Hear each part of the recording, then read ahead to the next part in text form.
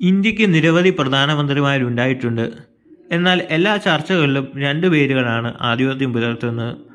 സ്വാതന്ത്ര്യാനന്തര ഇന്ത്യയുടെ ശില്പിയായ ജവഹർലാൽ നെഹ്റുവും 21ാം നൂറ്റാണ്ടിലെ പരിവർത്തനത്തിന് മുഖമായ നരേന്ദ്രമോദിയും.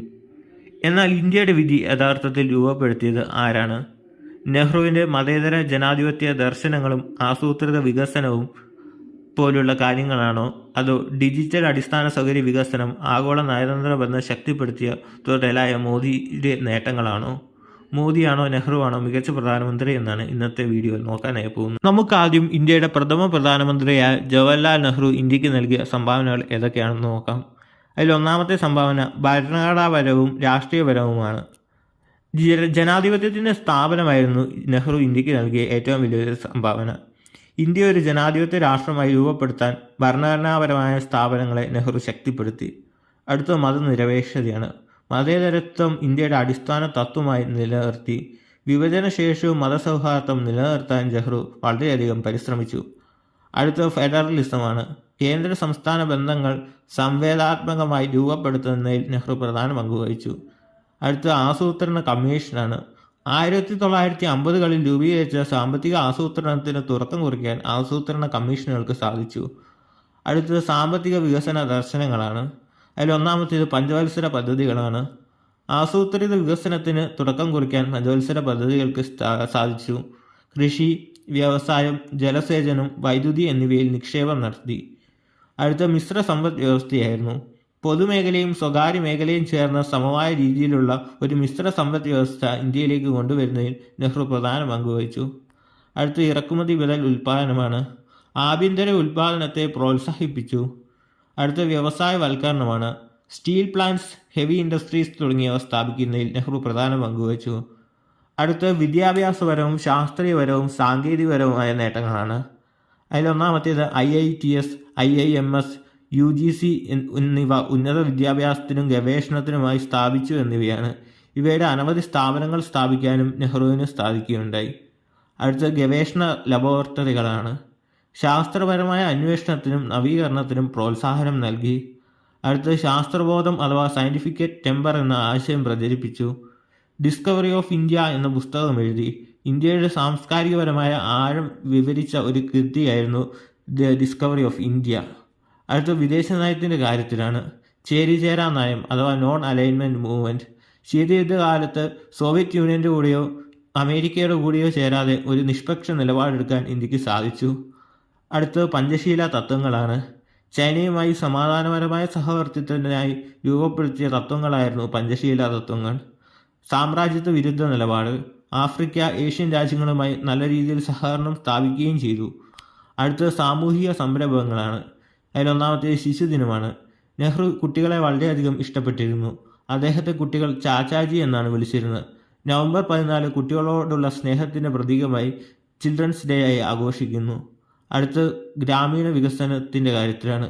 ഗ്രാമീണ ഇന്ത്യയുടെ അടിസ്ഥാന സൗകര്യങ്ങൾ മെച്ചപ്പെടുത്തുന്ന നിരവധി പദ്ധതികൾ നെഹ്റു അവതരിപ്പിച്ചു. അടുത്ത പൊതുമേഖലാ സംരംഭങ്ങളുടെ കാര്യത്തിലാണ്. തൊഴിലവസരങ്ങൾ സൃഷ്ടിക്കാൻ നിരവധി സ്ഥാപനങ്ങൾ നെഹ്റു സൃഷ്ടിക്കുകയുണ്ടായി. അടുത്തത് സാഹിത്യ ഭൗതിക സംഭാവനകളാണ്. അതിൽപ്പെടുന്നതാണ് discovery of India, glimpses of world history, letters from a father to his daughter. പിന്നെ അദ്ദേഹത്തിൻ്റെ വിദ്യാഭ്യാസ ശൈലി കുട്ടികളുമായി ആശയവിനിമയം നടത്തുന്നതും ചരിത്രബോധം വളർത്താൻ ഉപകരിക്കുന്നതുമായിരുന്നു. അടുത്ത വ്യക്തിത്വം, തത്വചിന്ത, ആത്മപരിശോധന എന്നീ മേഖലയിലെ നെഹ്റുവിൻ്റെ കാഴ്ചപ്പാടുകളാണ്. അതിലൊന്നാമത്തേത് ഗാന്ധിയൻ ആശയങ്ങളായിരുന്നു. അഹിംസ, സത്യാഗ്രഹം എന്നിവയെ നെഹ്റു പിന്തുണച്ചു. അടുത്ത ആത്മപരിശോധന. അധികാരത്തിൽ ആയിരിക്കുമ്പോഴും വിമർശനങ്ങൾ സ്വീകരിക്കാൻ തയ്യാറായിരുന്ന നേതാവായിരുന്നു ജവഹർലാൽ നെഹ്റു. അടുത്തത് നാനാത്വത്തിൽ ഏകത്വമാണ്. മതം, ഭാഷ, സംസ്കാരം എന്നിവയുടെ വൈവിധ്യത്തിൽ ഏകത്വം ഉറപ്പാക്കാൻ നെഹ്റു പരിശ്രമിച്ചു. ഇനി ഇപ്പോഴത്തെ ഇന്ത്യയുടെ പ്രധാനമന്ത്രിയായ നരേന്ദ്രമോദി ഇന്ത്യക്ക് ചെയ്ത സംഭാവനകൾ നമുക്ക് നോക്കാവുന്നതാണ്. നരേന്ദ്രമോദിയുടെ കീഴിൽ വികസന പദ്ധതികളുടെ കാര്യത്തിലാണെങ്കിലും സാമ്പത്തിക, സാമൂഹിക, സാങ്കേതിക മേഖലകളിലാണെങ്കിലും വളരെയധികം മുമ്പോട്ട് പോകാൻ ഇന്ത്യക്ക് സാധിച്ചിട്ടുണ്ട്. ആദ്യം ഭരണഘടനാപരവും രാഷ്ട്രീയമായ പരിഷ്കാരങ്ങൾ നോക്കാം. അതിലൊന്നാമത്തേത് ആർട്ടിക്കിൾ 370 നീക്കം ചെയ്തതാണ്. ജമ്മു കാശ്മീരിൻ്റെ പ്രത്യേക പദവി റദ്ദാക്കുന്നതിലൂടെ ഭരണഘടനാപരമായ ഏകത്വം ഉറപ്പിക്കാൻ മോദിക്ക് സാധിച്ചു. അതായത് ഇന്ത്യയിലെ എല്ലാ സംസ്ഥാനങ്ങളെയും തുല്യമായി കാണാൻ പറ്റുന്ന രീതിയിൽ ജമ്മു കാശ്മീരിനെ പൂർണ്ണമായി ഇന്ത്യയുടെ കൂടെ ചേർക്കാനായിട്ട് മോദിക്ക് സാധിച്ചു. അടുത്ത ട്രിപ്പിൾ തലാഖ് നിരോധനമാണ്. മുസ്ലിം സ്ത്രീകളുടെ അവകാശം സംരക്ഷിക്കാനായി ട്രിപ്പിൾ തലാഖ് നിരോധന നിയമം പാസാക്കി. അടുത്തത് one nation one tax GST നടപ്പാക്കി. നികുതി സംവിധാനങ്ങൾ ഏകീകരിച്ചു. പുതിയ പാർലമെൻറ്റ് മന്ദിരം 2023 ഉദ്ഘാടനം ചെയ്തുകൊണ്ട് ഇന്ത്യക്ക് വളരെയധികം ലോകരാജ്യങ്ങൾക്ക് മുമ്പിൽ നേട്ടമാകാവുന്ന സാങ്കേതിക സൗകര്യങ്ങളോടുകൂടി പാർലമെൻറ്റ് മന്ദിരം പുനഃസ്ഥാപിക്കാൻ മോദിക്ക് സാധിച്ചു. അടുത്തത് സാമ്പത്തിക വികസനമാണ്. Make in India. ആഭ്യന്തര ഉൽപ്പാദനം പ്രോത്സാഹിപ്പിക്കാൻ വ്യവസായ മേഖലയിൽ നിക്ഷേപം ആകർഷിച്ചു. Startup India. യുവ സംരംഭകരെ പ്രോത്സാഹിപ്പിക്കാൻ പ്രത്യേക നയങ്ങൾ രൂപപ്പെടുത്തി. ജൻധൻ യോജന. ബാങ്ക് അക്കൗണ്ട് ഇല്ലാത്തവർക്ക് ബാങ്ക് അക്കൗണ്ട് തുറക്കാൻ അവസരം നൽകി. ഉഡാൻ സ്കീം. വിമാനയാത്ര സാധാരണക്കാർക്കും ലഭ്യമാക്കാൻ വിമാനത്താവള വികസനം മോദി നടപ്പാക്കി. ഇന്ത്യയെ 4ാമത്തെ വലിയ സമ്പദ് വ്യവസ്ഥയാക്കി. 2025 ഇന്ത്യ ലോകത്തിലെ 4ാമത്തെ വലിയ സമ്പദ് വ്യവസ്ഥയായി മാറും. ഇപ്പോൾ 5ാം സ്ഥാനത്താണ് ഉള്ളത്. പക്ഷേ ഉടനെ തന്നെ 4ാം സ്ഥാനത്തേക്ക് കൊണ്ടുവരാൻ മോദിക്ക് സാധിക്കും. അടുത്ത വിദ്യാഭ്യാസം, ശാസ്ത്രം, സാങ്കേതിക വിദ്യ എന്നീ മേഖലകളിലാണ്. National educational policy 2020. വിദ്യാഭ്യാസ രംഗത്ത് സമഗ്ര പരിഷ്കാരങ്ങൾ. Skill India. തൊഴിൽക്ഷമത വർദ്ധിപ്പിക്കാൻ പരിശീലന പദ്ധതികൾ. Digital India. ടെക്നോളജി അടിസ്ഥാനമാക്കിയുള്ള സേവനങ്ങൾ ഗ്രാമീണ മേഖലകളിലേക്കും വ്യാപിപ്പിച്ചു. അടുത്ത വിദേശ നയം, ആഗോള പ്രതിച്ഛായ എന്നിവയാണ്. G20, ക്വാഡ്, ബ്രിക്സ് ആഗോളതലത്തിൽ ഇന്ത്യയുടെ പങ്കാളിത്തം ശക്തമാക്കി.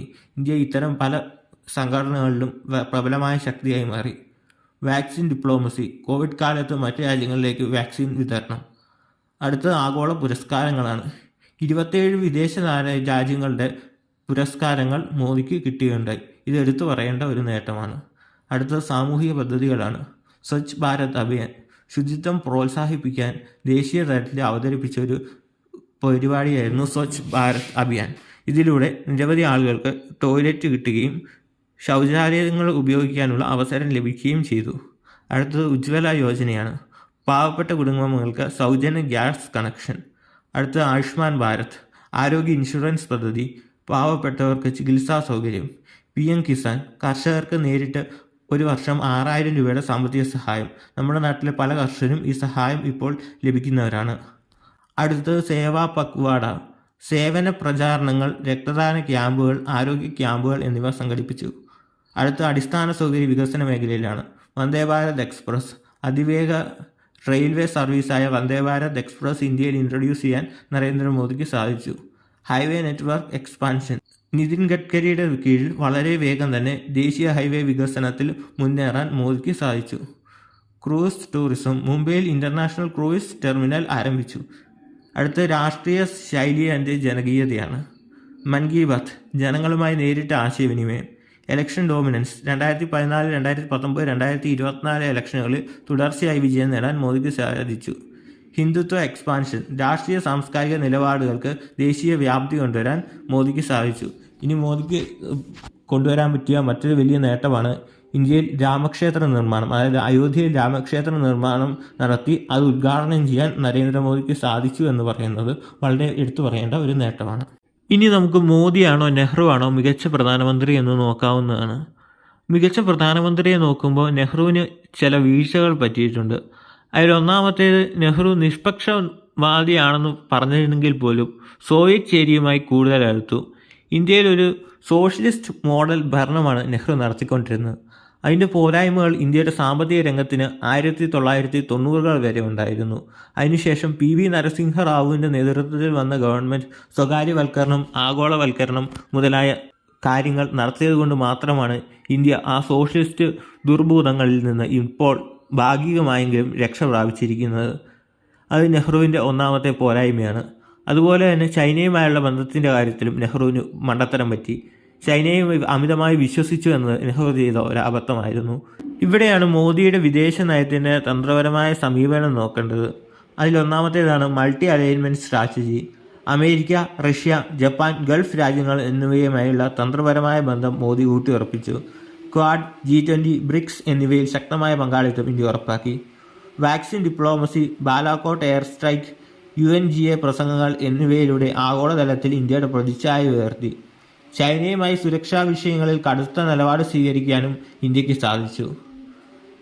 നെഹ്റു മോദിയും കമ്പയർ ചെയ്യുമ്പോൾ രണ്ടുപേരും വികസനത്തിൻ്റെ കാര്യത്തിലൊക്കെ കട്ടയ്ക്ക് നിൽക്കുന്ന ഭരണാധികാരികളായിരുന്നു.